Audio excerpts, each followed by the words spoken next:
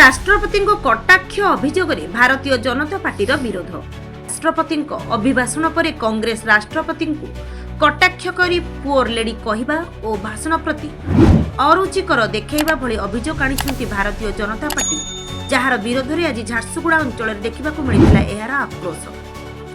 हजार हजार भारतीय जनता पार्टी समर्थक राष्ट्रपति प्रति होइथिबा अपमानजनक शब्द व्यवहार विरोध में आज स्वर उत्तोलन करथिले।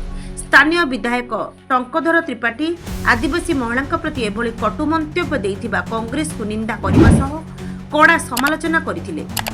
झारसुगुड़ा स्थित गांधी चौक ठारे सोनिया गांधी और राहुल गांधी पुष्पपुतलिका दाह करने सह आदिवासी संप्रदाय आसी जड़े राष्ट्रपति भाव दायित्व बहन करुवा द्रौपदी मुर्मू को भूल मागिबा पई स्लोगान देइथिले। देखंतु जो भली भाबरे आज पार्लियामेंट रे बजेट सेशन पूर्वर देशर महामहिम राष्ट्रपति श्रीमती द्रौपदी मुर्मू तांकर अभिभाषण रखिथिले एवं अभिभाषण परे कांग्रेस दलर सर्वोच्च नेत्री एवं तांकर जो फ्रस्ट्रेटेड नेता राहुल गांधी जो भली भावरे कटु मंतव्य देले याकू आमे तीव्र निंदा करूछु।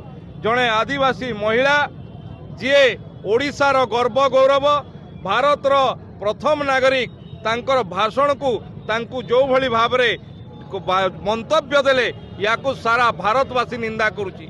एठू जना पड़ीगला जे कांग्रेस होची आदिवासी विरोधी, कांग्रेस होची दलित विरोधी, कांग्रेस होची महिला विरोधी। याकू केबे भी आदिवासी समाज, महिला समाज, दलित समाज कांग्रेस को केबे भी क्षमा करिवे नहीं।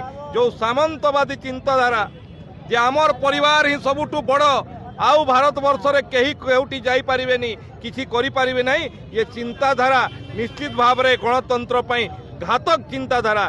बारंबार देशर लोके सबु क्षेत्र रे कांग्रेस को प्रत्याख्यान कला परे एभलिया मंतव्य अत्यंत दुर्भाग्यजनक, निंदाजनक। झारसुगुड़ावासी ताकू कटु शब्द रे आमे निंदा करूछु।